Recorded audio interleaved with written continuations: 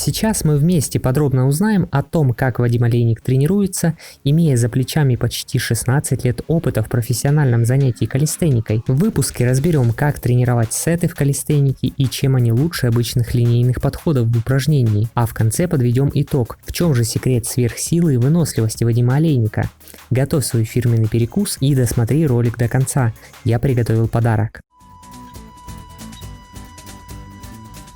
Привет, телостроители, это Владарович, и ты на канале об уличных тренировках и калистенике. Занимается Олейник от 3 до 5 часов ежедневно. Особенно тяжело перед сезоном соревнований, по 2 раза в день со слов атлета.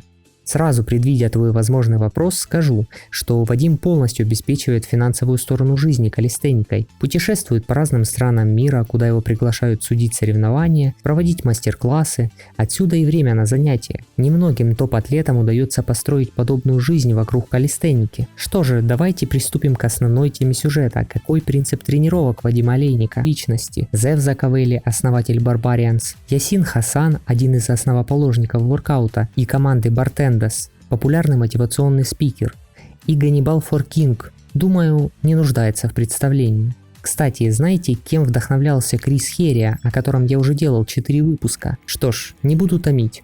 Одним из примеров для Криса был именно Вадим Олейник. У Херриа даже есть совместное фото с Вадимом на одном из мировых чемпионатов с соответствующей подписью, так как вы выложились на полную. Но не стоит так убиваться на каждой тренировке, об этом позже. Вадим советует отслеживать прогресс по истине. Проведя на турнике 3, 4, 5 и более минут, можешь с легкостью приступать к элементам. Даже когда уже получаются элементы, залог дальнейшего успеха, по мнению Вадима, прогресс в базовых сетах. Базу вы должны делать всегда. Калистеника, воркаут – это изначально база, позже переходящая во фристайл из элементов. Так вот, если вы делаете базу по подходам, не шокируя тело, то не удивляйтесь в частых застоях результата. Резюме. Получается следующая последовательность. Первое. Развиваем силу и технику.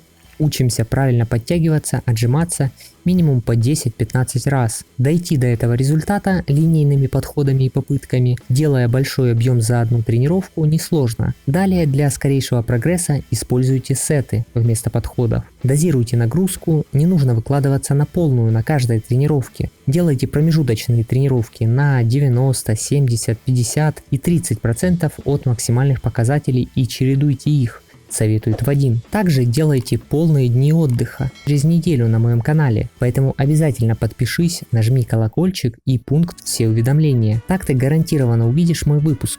А обещанный подарок ты можешь скачать в описании или в первом комментарии. Автор сюжета я, Владарович. Атлет спит в каждом из нас, и я его разбужу. А мы встретимся в других моих роликах на канале. Выбирай и смотри.